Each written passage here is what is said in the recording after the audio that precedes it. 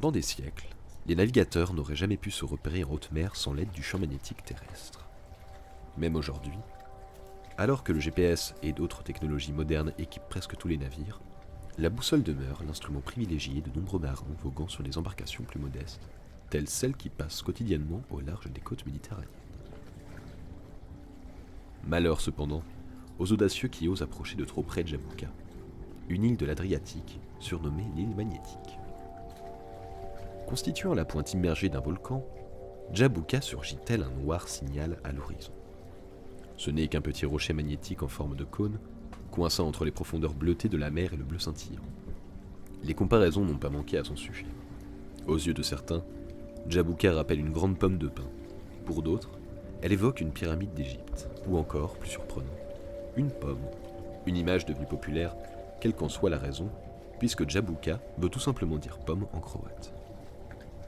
Tout comme ses voisines, Bruznik et Svetak, elle fait partie d'un archipel composé de plus d'1 millier d'îles.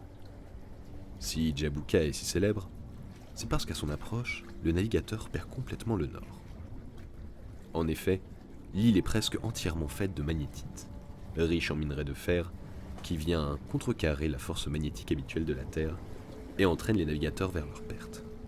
Le champ magnétique émis par cette île volcanique est tellement fort que la boussole à son approche cesse de pointer vers le nord et se détraque. C'est là un autre effet de l'instabilité générale de cette région, victime de fréquents tremblements de terre. Toute la côte comprise entre Zadar et Split est sujette aux secousses sismiques et subit plus d'1 millier de micro-tremblements de terre tous les ans, suite au mouvement des failles courantes de Jabuka à l'île d'Andrija. Comme si cela ne suffisait pas à sa mauvaise réputation, Jabuka ne se montre guère accueillante envers ceux qui cherchent à fouler son sol.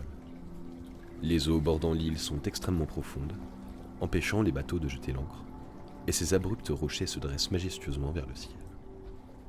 Jabuka n'est ni habitée, ni habitable.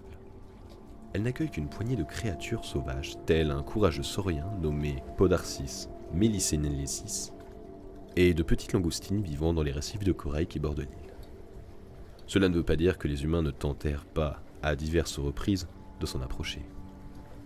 Au fil des siècles, plusieurs récits de marchands ou de voyageurs parcourant l'Adriatique évoquèrent la forme étrange de Jabuka, qu'ils nommèrent Mélicella, Milo ou Pomo, semant la confusion parmi les cartographes.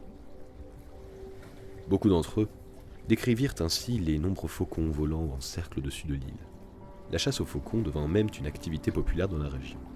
Les hommes naviguaient jusqu'aux minuscules affleurements rocheux et risquaient leur vie dans l'espoir d'attraper 1 ou 2 oiseaux qu'ils pourraient vendre contre une coquette somme, une fois de retour sur le continent, à de riches clients italiens, allemands ou français. C'est ainsi que Jacques Le Sage, un marchand français de draperie et de soie du XVIe siècle, rapporta dans son livre de bord un terrible récit dont on lui fit part. 4 pauvres airs débarquèrent sur Jabuka en 1516, songeant déjà aux richesses que la capture d'un faucon leur permettrait d'obtenir.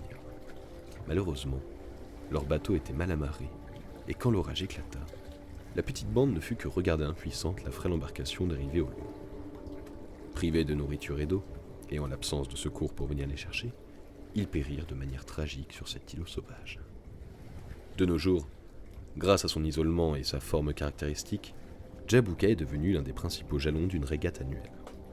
Les bateaux quittent le port de Vodis, sur la côte croate, puis s'engagent dans l'Adriatique, direction l'Italie, avant de tourner autour de Jabuka et de rebrousser chemin vers le point de départ. Le parcours total de la course est de 90 000 nautiques, si les marins ne se perdent pas en route bien sûr.